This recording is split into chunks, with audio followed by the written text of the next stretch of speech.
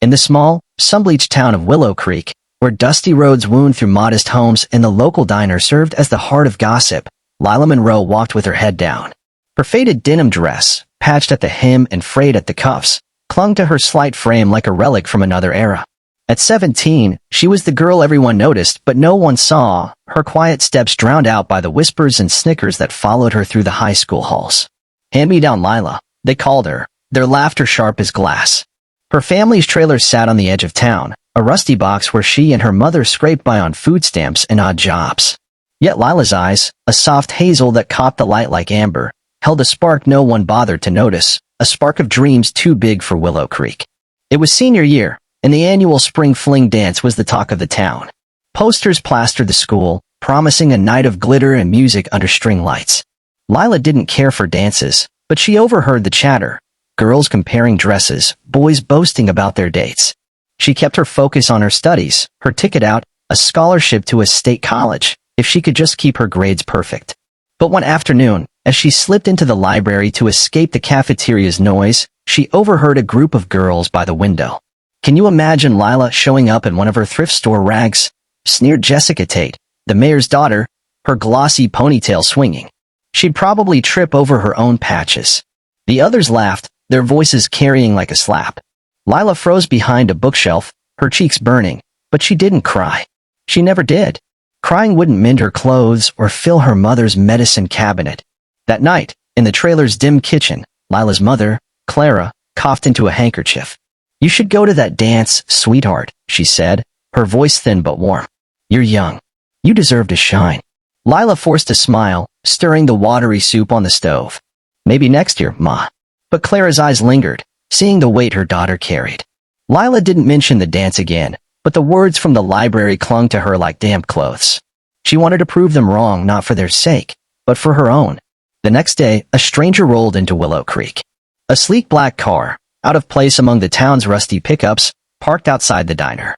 The man who stepped out was tall, with dark hair and a tailored coat that spoke of money. Whispers spread fast. Ethan Caldwell, a billionaire tech mogul, was passing through, scouting locations for a community project. No one knew why he'd chosen their nowhere town, but Jessica and her clique were already plotting ways to catch his eye. Lila, meanwhile, was hauling laundry to the town's only laundromat, her arms aching under the weight of a worn duffel bag. As she crossed the street, the bag split, spilling clothes onto the pavement. A pair of her mother's faded shirts landed in a puddle. Lila knelt, scrambling to gather them, when a shadow fell over her. "Let me help," a deep voice said. She looked up to see Ethan Caldwell, his expensive shoes inches from her patched jeans. Before she could protest, he was picking up the clothes, unbothered by the dirt. "You don't have to," Lila started, but he waved her off with a kind smile. "I've got time." They worked in silence, and when the last sock was stuffed back into the bag, he handed her a card. "If you ever need anything," he said, "call." Lila stared at the card, embossed with his name, and mumbled a thank you. She didn't expect to see him again. But Ethan didn't leave Willow Creek. He stayed, meeting with locals, sketching plans for a community center. And he kept noticing Lila at the diner, where she bussed tables after school, at the library, where she pored over textbooks, on the street, where she carried groceries for elderly neighbors without asking for a dime. Her kindness, quiet but steady, stood out in a town where people mostly looked out for themselves.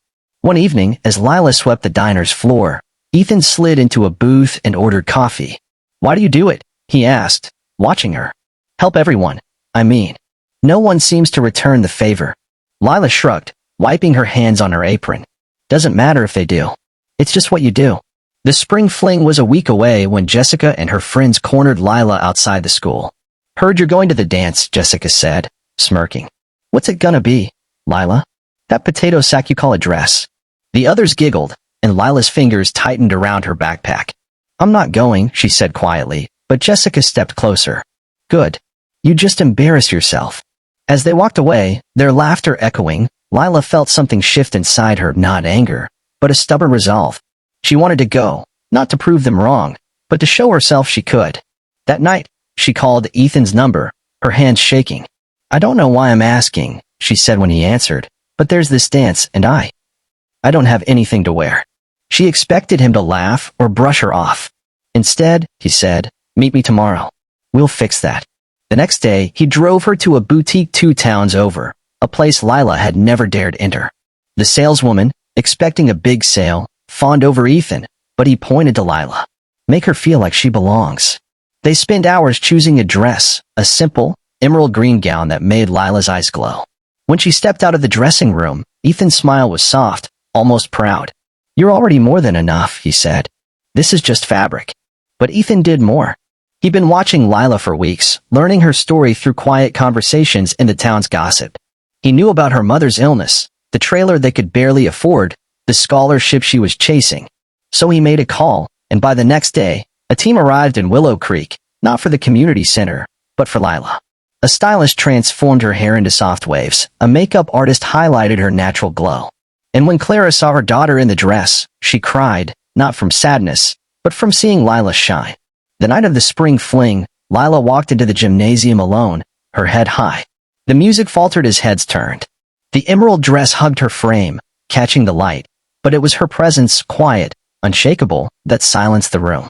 Jessica's smirk froze. Her friends' whispers died. Lila didn't need their approval, and they knew it.